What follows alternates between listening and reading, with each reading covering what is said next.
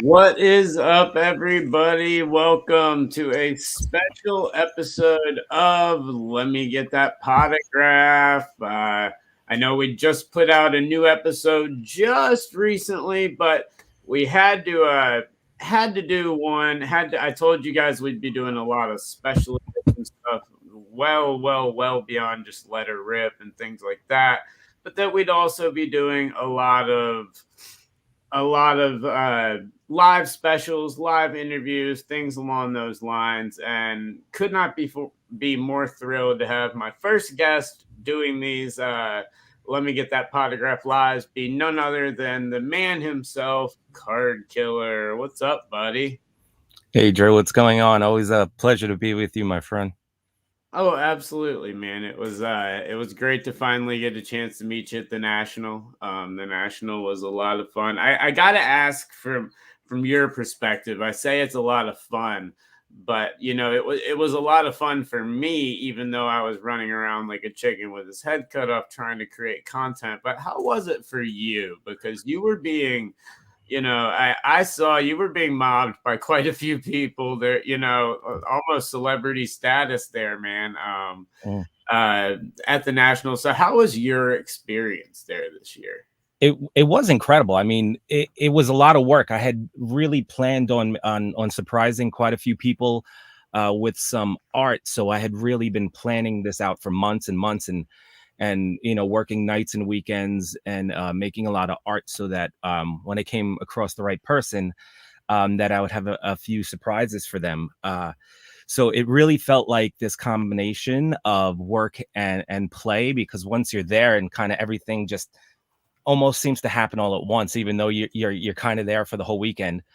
And it was just it almost felt like this like surreal thing that I had been doing online is now now in front of me and tangible, like a reality. So it was really basically like bringing what I do on the internet to life.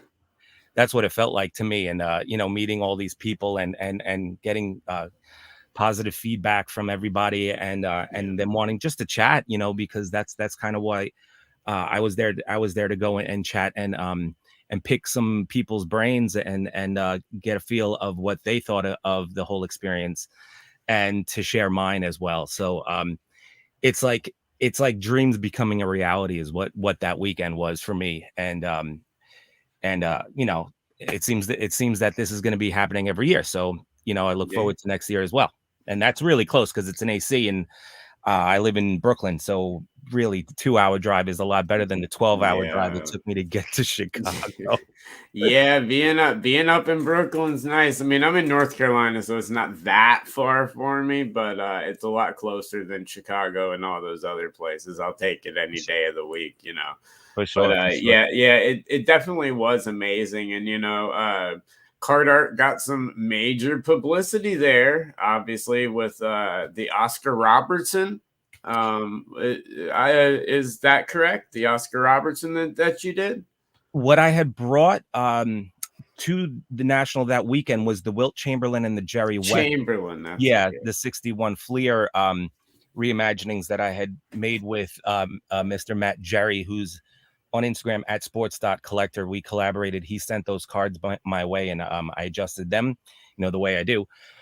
But at the show, the Oscar Robertson was also there, and the Elgin Baylor was also there. So he had four out of the five. The first one Mhm. had sold really quick when I first made it, the Bill Russell. So the four of them were at the show, and the Wilt sold at the show, like at the table. And Wow. yeah, and actually a new post from Investacard just showed off the ones that Matt still has left in his store in Tampa. So if you look up Investacard's post or something, he gives a little bit of the background story of how the cards came to be, because they were all put up on a poster board as a kid. The collector as Right. a child, cut them up and put them on a poster board.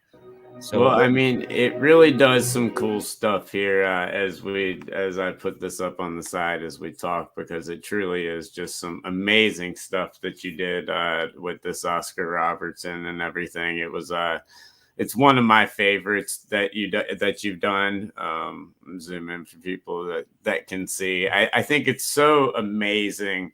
The card art is something that I've been into for quite some time. I actually have sitting right here on my desk a Ken Kelly original.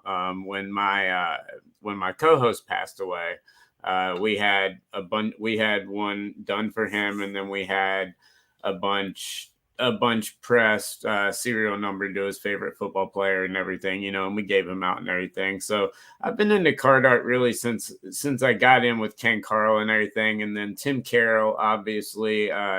A very good friend of mine, and he's been at the last three nationals. He's been at our booth doing his work and everything. So I've gotten to know Ken and him and his son very, very well throughout the last couple of years. But when you look at the card art world right now, what do you make of the industry? Because it's something that kind of came out of nowhere, and for a long time all you had were these ACO junk where they took Rated Rookie and then 20 different years of Topps designs together and had 20 different trademark issues right away, and it turned into where you're getting these beautiful works of art. And I'm just curious on what your stance is on the modern art market.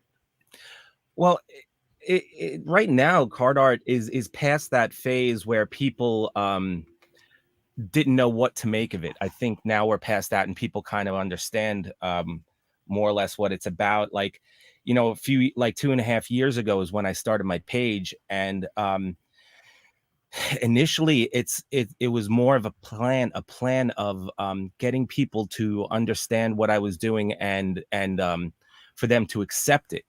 That was the initial push.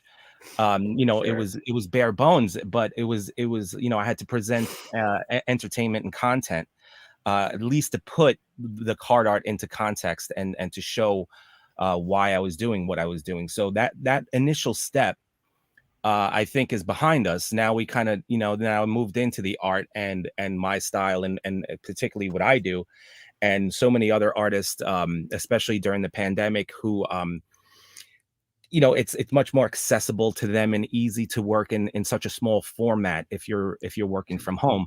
Sure. That it kind of hit at the right time for them to give it a try, for all other artists to give it a try, and it blossomed from there. I mean, you go on I use primarily Instagram, and if you go on Instagram and you kind of hashtag card art, you'll see maybe a dozen pieces being made a day. I mean, this is where you're having 100 new pieces a week come out of card art. So it really caught on because people kind of can fall in love with the format for themselves, because they can put their own style into the format, and whatever style that is, it's going to work, just as long as you present it like it's a piece of a trading card, and it's actually art being infused with it. So I think we're at the stage where people are starting to even analyze it in terms of the accolades of the artists themselves, and how they grew into it. And we're starting to see the sales and the price kind of go up, dictated on these elements. Like, which card artist is doing stuff that's very innovative, or very detailed, and has really nice clean cuts.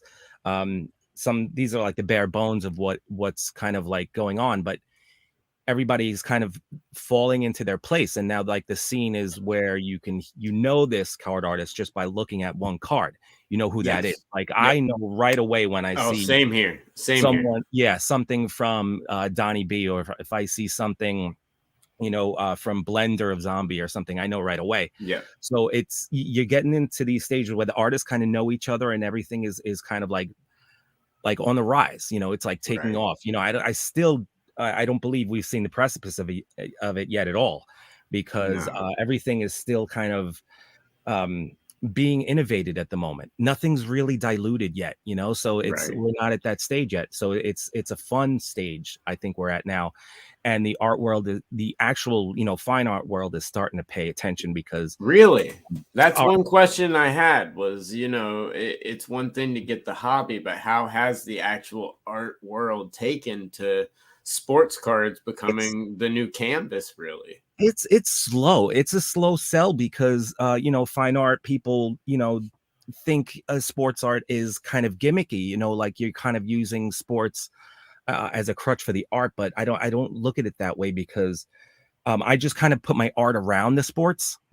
So Right. instead of using, you know, these let's say the image as a gimmick, you know, it's something that it's just where I was able to find my audience.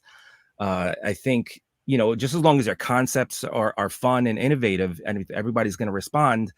And it's just that the sports world are very very responsive to Yes. collecting, and obviously they're rabid for cards, so they'll drop money, and then there's your audience, you know, and you got to figure Yeah. out how to lend, you know, their passion to your work, and figure it out, and keep your integrity about it. So like if like recently I had this article on Up Mag. It's a Mhm. New York City street Oh, yeah. graffiti magazine, or you know, street art concept magazine, and they did an article about how fine art is working its way into sports cards, and obviously, you know, tops with the big push, making getting a lot of artists Yeah. to lend their, you Yeah. know, their style to Project 2020 and Project 71, 70, Mhm. Project 70.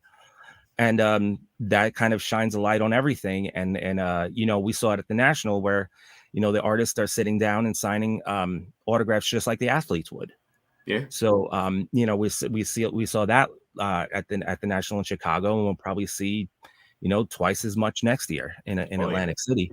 I look forward to it, and it's just the sky's the kind of the limit, because any artist can really jump in and apply their own style to the format, and that's just the way you know, it makes it very very accessible for any artist to dive into. So it's there's just nowhere to go from up, really, you know. Yeah, no, I agree. And I like you said, I don't think we've hit the precipice yet. I think we're just at really the beginning of all of this. I think you're going to see a lot more of it in the next 5 to 10 years, and I think it's something I'm very, very excited to see. I know myself. Especially since I know you're going to be in the game because your art is absolutely phenomenal. And on that note, if you could real quick, we'll take a step back for just a moment, and where what's your art background, and what made you decide to Mm. go the route of sports cards, and were you a collector? And then also, where was the inspiration behind the designs and the uniqueness? Because you add a little something different than just doing a drawing of someone's face. Yeah, yes. I mean, when I was a kid, I mean, I started making my art just as far back as I can remember, 4 or 5 years old. And my interest of it was more intuitive. I just kind of, it just felt like something that I understood, even though like no one was teaching me or no one really gave me instruction. I kind of just did it on my own. But I could tell by the time I was in school that that the teachers started to notice pretty quickly that that's what I was, you know, what that's what my interests were, because every time it was like time for art class, it's like that's when I was able to, you know, I was really happy when art Right. class came about, you know, and I was like, I got this. I was like, for some reason I just kind of understand what I'm doing. You know, I spent most of my childhood drawing pretty much every day just to teach myself how to, you know, basically copy something from life, draw something from life, or, you know, if I love this comic book, I'm going to draw a, you know, a version of it, whatever, and and then give it out to my friends, you know, just you Right. know, just as part of the passion.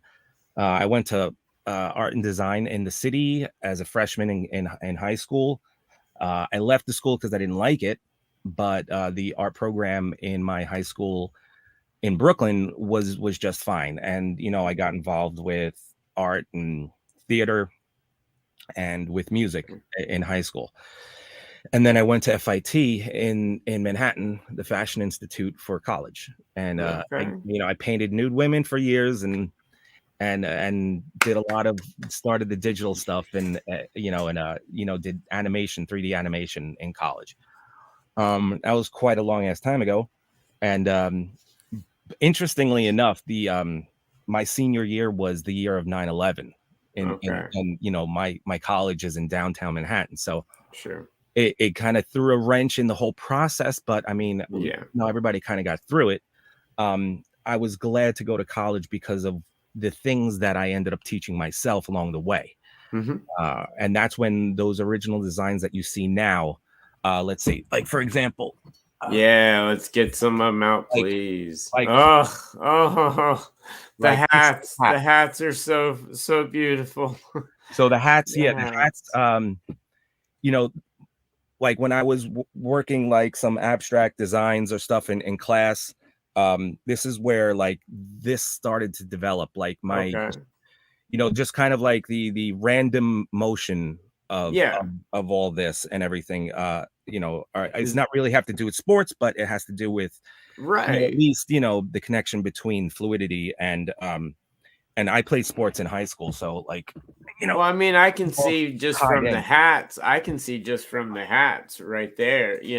So many lines and so many everything that I see in your work in your card. So you can definitely see, like, if I were to see that hat, actually when I saw Brody at the National with the one that you gave him, I said right away, I said KardKiller made that, didn't he? And he's like, yeah, how'd you know? I was like, well, dude, it's the lines. It's you see it, it works together. But sorry to interrupt, but how did that translate to over to sports cards? Were you a collector as a kid? Was it something you were big into, or what made you dive into the sports card realm? Yeah, dude. I mean, I was 11 in 1989. And that was, was Griffey Jr.'s rookie year, and the explosion over Upper Deck and all the new companies coming out and innovating and competing at the time. So I was super heavy into collecting. I was playing ball in Little League at the time, and I played a little. I played baseball in high school for a little while. I'd always been collecting, from 89 maybe to 93 or 94. Until I got to college, other interests kind of took over. So, but ever since, it's always like you get pulled back. Like, so in my late 20s, I went back into that. I also started collecting vintage Star Wars, and I got back into that and into cards a little bit more. And as I saw the technology change from when I was collecting the 90s to, more like in, let's say 2008 or something. And, the refractor technology was all over the place in the cards. I just decided that it needed to be a part of my art, because if I'm telling the story of me, I want to show my audience what I liked when I was a kid and what I liked growing up. And then, what better way to, show that, let's say sports cards was an interest than to just actually take the damn sports cards and put it in the work. So it kind of just, over, maybe I started that in 2014, maybe about 7 years ago. And things started to like kind of cook. I was making more or less abstract fine art pieces because, just simply drawing for me, it kind of felt like just like drawing like let's say a portrait of an athlete or something like that. It got to the point where like I can draw, as detailed as possible or, as accurate as possible. And I still felt like a drop in an ocean because, that's just something that you wanted to push yourself. You wanted to see if you could take it to that next level. Yeah. Even if it's not a level up, or at least it's a different direction, or it's outside the box. Right. So like those original designs where I kind of just think about the movement and the swirling, twirling, designs and patterns and stuff like that. I used to draw like that free form when I was a kid, and it kind of reminded me of there was other influences involved, like with the video games I was playing at the time. In particular, I always reference this one. In Mario Kart, the last board in Mario Kart is this really cool board. You're like in a black background, and the course is made out of a rainbow. Yep. And it's called Rainbow Road, and you can kind of like twist and turns and everything like that. So like my art kind of gets inspired by stuff like that, where it's like a rainbow in the dark is kind of what what I'm showing. And even something like this I'll show you a little sneak preview of a card. It's not shiny or cleaned up, but this one very directly. This is an Erling Haaland. He's the new soccer player. Oh yeah. Let me see if I can get a bigger, better light on this. Oh, so incredible. So yeah, obviously this one is more direct with the rainbow. You can see a lot of glue left on it. I still have a lot to clean on it. Right. But, so something like this is, and I'm making commissions like this that are quite intricate and very detailed. These cards you gave me a tease on my Justin Hardy and the other one, and I'm super thrilled. I'm excited to see that Hardy. That'll be coming. I know. Yeah. But no, those are just so beautiful, man. I absolutely love them. So getting into, obviously diving into the cards, getting into the card world, have you started collecting? Have you found yourself picking up cards? Have you gotten into the hobby, aspect of everything? I saw you at the National looking around quite a bit. So I mean, I've always had the bug. I mean, because like, even chasing the cards when I was a kid, you kind of get that feel for it. I go about it a little differently now. Breaking my breaks are a little different because I alter the cards before I even take a look at it, what they are in the pack. It's a little bit of an oddball thing that I do, but it's what I call a mayhem break. So like I would take let's see, like I would take this guy and I drill right through the pack, and then whatever I pull is going to have a hole in it. But I haven't really done any damage to anything really terribly rare or anything. No, I love them. They're great. Seen. They're fun. But then they get altered, and then I would customize them on top of that. So they, even like a common card now becomes a piece of art. And but I do collect on the side, like I just picked this card up, and I'll pull it out and I'll show you what this one is. It's a companion card to my favorite card of all time. Oh, I saw it. You saw this? The Key Shore. I have, I have a Tiffany, a Bowman Tiffany BGS 9.5 Griffey. I've always wanted this as a kid, and I was able to get this, a couple of years ago. But then I came across the Keith Shore gold foil parallel from the Keith Shore set. So this bad boy is I love him. Oh, shit. There we go. You can see it right there. That's the 1 of 1. Love it. So, and this one's really, really nice. That's a great one. These are really cool. So that's my latest acquisition, but I'm always just basically buying what I like. Like I'm still gonna be collecting Griffey my whole life, right? And there's still some Grail cards I want and everything, but the chase is on. I'm after those cards, because I have the bug, and I always will. No, absolutely. So what were some of in terms of your style? It's very unique, and honestly one that it's one that I struggle to put my finger on. Who were some of your influences, and what would how would you classify your style of art? Well, it's a little different. I mean, I combine a few different elements. It's illustrative, but it's abstract because you can obviously make shape out of it, and it's not terribly confusing, but it's also very free form and loose.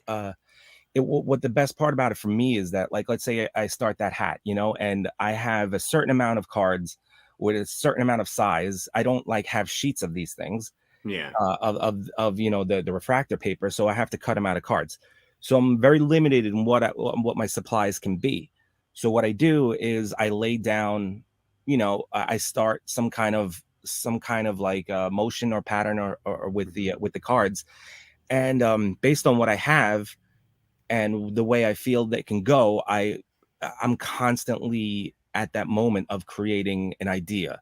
I'm constantly at the stage of figuring out what my next line is going to be. So it's like, you know, if I were to paint a picture of, let's say, you know, let's say the of a card or something that's already predetermined, like all that creativity is kind of out the window. All you have to do is execute the accuracy and the skill, right? Right.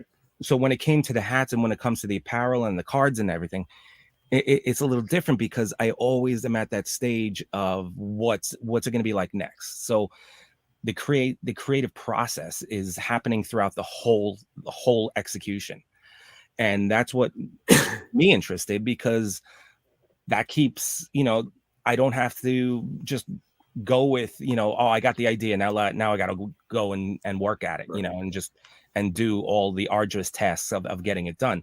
Yeah. This is always a process of, you know, being in the creative part of it, Yeah. up until it's done. So it's like it's that's why I'm motivated to make my art in that sense, because the whole process for me is very enjoyable Sure. throughout the whole thing, instead of just like, oh, I see a picture or I see something and now I'm gonna draw it accurately.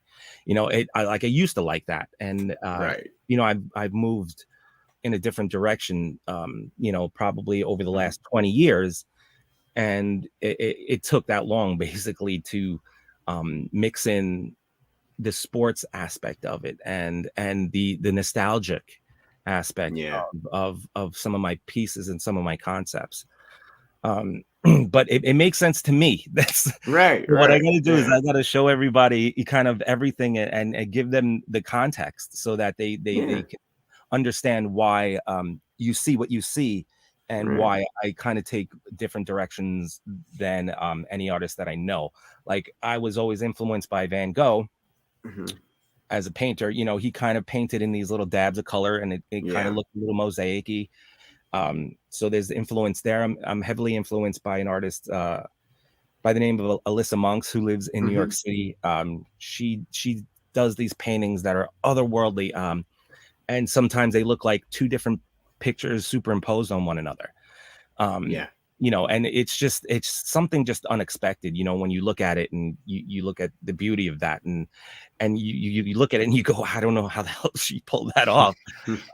But it really, you know, it reaches me on some personal level. So I'm really inspired by Ashley Longshore at the moment. She's a nut, and I love it. You know, I love her attitude about it, and I guess my inspiration kind of that fearlessness, to match the art with yourself, and not care about what anybody else thinks, kind of comes through with Yeah. the, you know, the persona of what the KardKiller was initially, and how the story of that character is developing. No, As you can absolutely. see, because now I have this much more simplistic mask on at the moment than Yes, I I used to. wanted to touch on that. You know, and I can totally relate because someone that played music live and wrote a lot of albums and did all that type of stuff. I understand the art aspect. I just mine has nothing to do with the pen. Keep a pen away from my hand. But pen and scissors, no. But yes, so a couple of more things before we go. Obviously, we're doing this live on video. Everyone's noticed, or everyone's used to seeing you in your luchador-esque, we'll say mid to late 90s luchador-esque mask. There you go. Very Rey Mysterio slash Phantasmo-esque maybe mask. But Sure. I see we've got a much well, a lot easier and I'm sure more comfortable mask for you now. I know it's fitting kind of that you're on this week, as Jeremy Lee was my guest on this week's episode, where you did reveal your face to the world. Some of us had seen it before and everything, but to the world. But what led to the change of the mask? And tell everybody a little bit about, the man that is KardKiller. Yeah, in the beginning, obviously, my character was anonymous. The mask was a way to get my face into the content without Mm-hmm. revealing who I am. The first mask was actually a bunch of patches from cards that I just like kind of slapped together, kind of like a leather face kind of concept. As that develops, though, as my process moves on, I always want to change things up, and I always want to keep the story going. Of And course. eventually, the character becomes, the anonymity of the character becomes, um it gets to a point where it's just, it doesn't it starts to hinder the storyline from moving on. So Sure. with Jeremy, I started, and the National actually sparked an interest of me not wearing the mask, and Mm-hmm. and being more of myself to people. And it made a lot of sense in Chicago because I was face to face with a lot of people, Right. and Yeah. it felt like the mask was a skin. It felt like Mm-hmm. there was a barrier there, that a level of communication that I couldn't achieve. Sure. So once I realized that, how important that aspect was going to be to me after Chicago, that the time for the mask, at least in terms of keeping me anonymous, had to move on. Right. So I mean, the mask is still there. The mask represents the persona and everything, but now with me being on that show with Jeremy, and just basically taking it off for everybody, just Mm-hmm. to show everybody that I may not be as crazy as you think, or Right. sometimes I look at it in terms of people seeing a bit of themselves in me, because Sure. the anonymity kind of makes you reflect on what you think about me and what you think about art Mm-hmm. and yourself. So it was a great part of the journey. um but there was definitely a time for it to move on, and for me to be more personable, and the person behind the mask kind of wanted to say hi, Right. and so this is kind of just an in-between thing. This is like Sure. so that the character you can understand that I'm still basing my art on this persona and this character, Right. but I don't have to wear something so confining, and something that just doesn't Yeah. that blocks that level of communication. So this, Right. this is just a lot more simpler kind of idea about it, so I can have some kind of in between, Yeah. No, absolutely. And I love the dedication to the persona, to the being that is KardKiller, the story, the origin, and everything. And I think it's beautiful, and it works so well with the art. And I've been following you since the very beginning on Instagram. I've watched everything. So I've watched that story arc progress, and it's been fun, and that the mask and everything was a major part of that journey.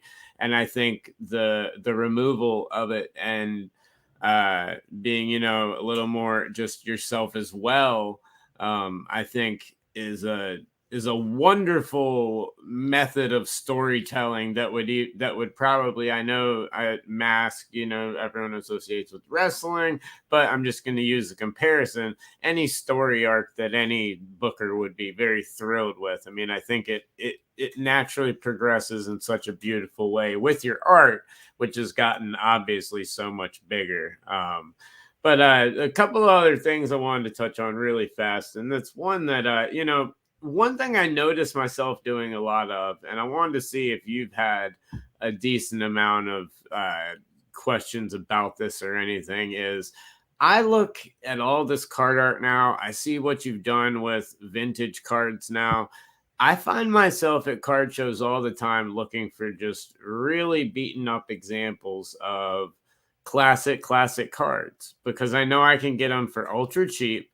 I can send them out to someone like you, and I can turn them into one of one works of art, which, like you said, the dollar value and everything, if that's what you're in for, is definitely increased on the value on everything. But also, it gives a way to take these cards that are factory damaged or someone slammed it on a table, whatever it may be, and give them new life and give them second life in our hobby. And I think right now we're so open to so many different alternate entryways into the hobby.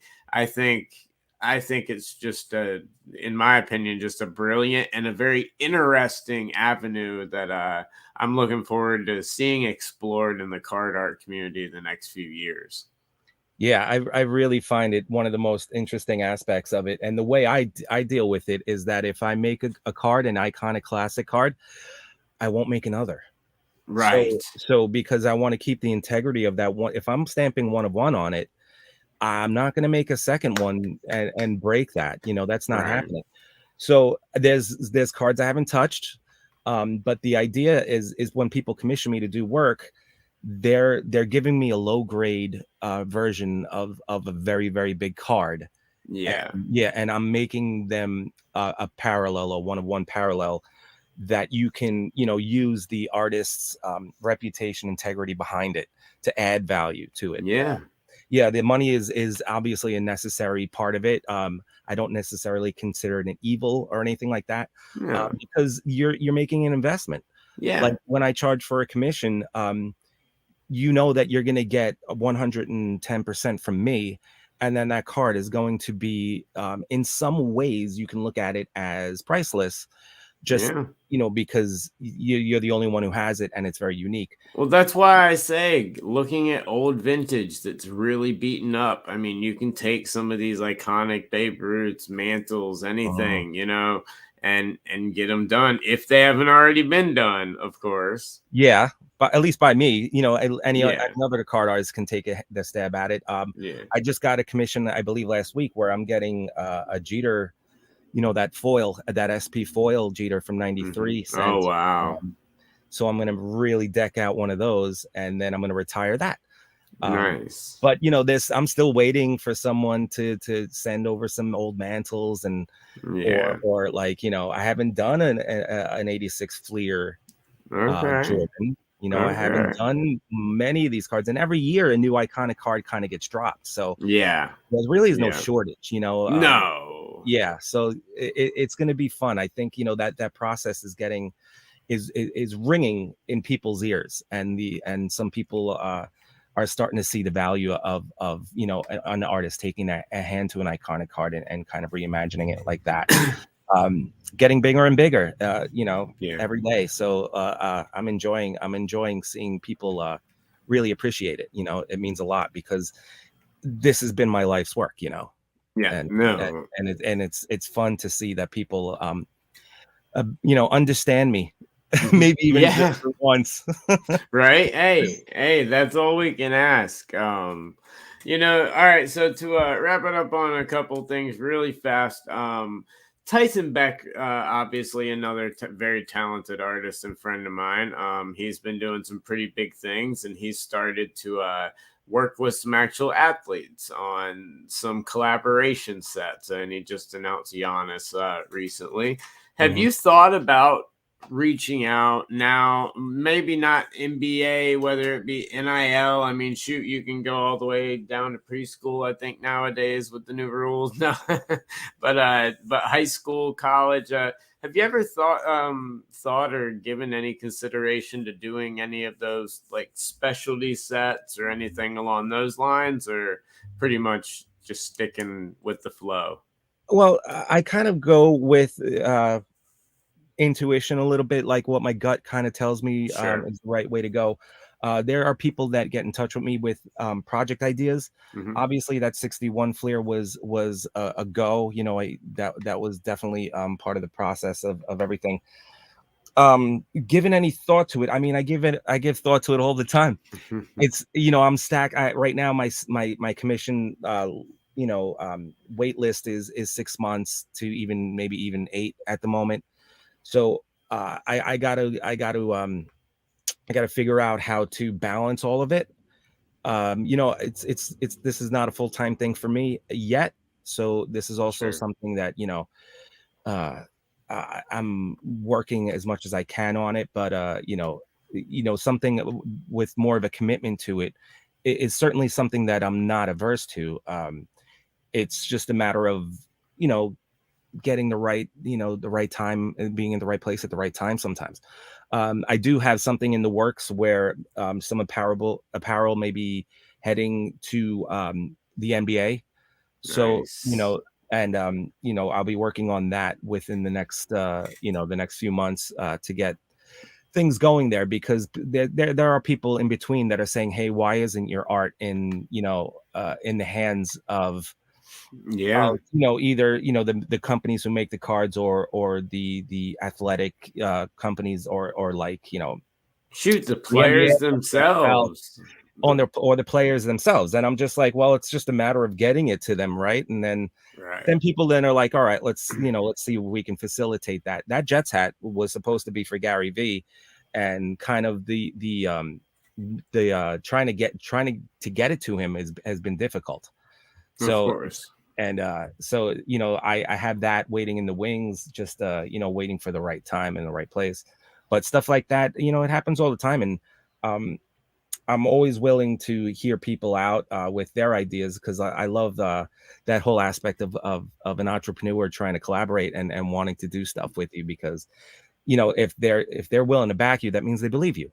And Yes. I'm always willing to hear that, and I'm always willing to I love working with people like in that sense, because then they end up taking care of stuff that the artist just doesn't really take care of, right? Or just doesn't have the time to do, because they're grinding it out all the time, and someone's handing all the other logistics and the technical side of it. Yeah. um but yeah, I do think about stuff like that, specialty sets, my own, even my own brand of card is something that I would Mhm. think of making larger works again, using the refractors in larger paintings like I did maybe Ooh. 5-6 years ago, but doing it now with a little bit more of a clear direction is Yeah. definitely what's happening. And also the whole concept of taking the person behind the mask and mixing it with the person who wore the mask. So that's kind of like what's happening on the horizon at the moment. And nothing easy. I can't make Of it easy on course. myself, or else I'll just get complacent. So I keep myself on my toes. That you do, and man, I can't tell you how excited I am to see what comes up next. So before I let you go, my friend, I'm sure a lot of people out there have seen a lot of the stuff that you do have and are curious about how they can get in touch with you. Let's say they may want to commission a piece or anything along those lines. What would be the best way of getting in touch with you? Me, it's pretty simple. Instagram is something I'm on pretty much every day. DMs I deal with a lot, so I'm always checking my DM folder. So you can always message me there. Very simple. I usually get back within the day. So any questions, I field them on Instagram. So yeah, it's pretty straightforward. That's the collab Beautiful. I did with Optimus Volts, the mighty Yes, mighty Optimus. Optimus Volts collab. Such a Yeah, beautiful card. I love it. that's my boy. It's That just card another sold twice. example. Do what? That card sold twice. On the secondary How market, and okay, how then much? What did it go for?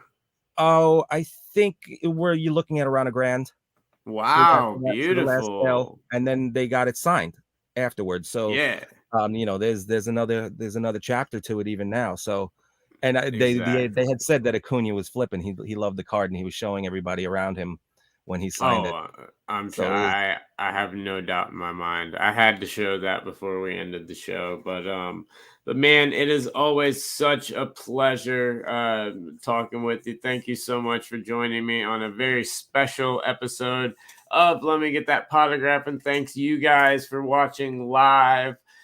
We do have a new episode out also this week with Mr. Jeremy Lee, and we will have this episode out also on audio this week, along with a brand new episode coming out later this week as well. And as always, let her rip on Wednesday at 9:30. And this Saturday, I will be part of the guest panel of Hobby Hotline at 11 a.m. So please tune in. We've got a lot of content coming to you this week. But KardKiller, my man, it's always a pleasure, bud. And thank you so much for joining me on this fun little Let Me Get That Podagraph live. Absolutely, man. Drew, thanks for having me. It was a pleasure. Anytime. Absolutely. See y'all later.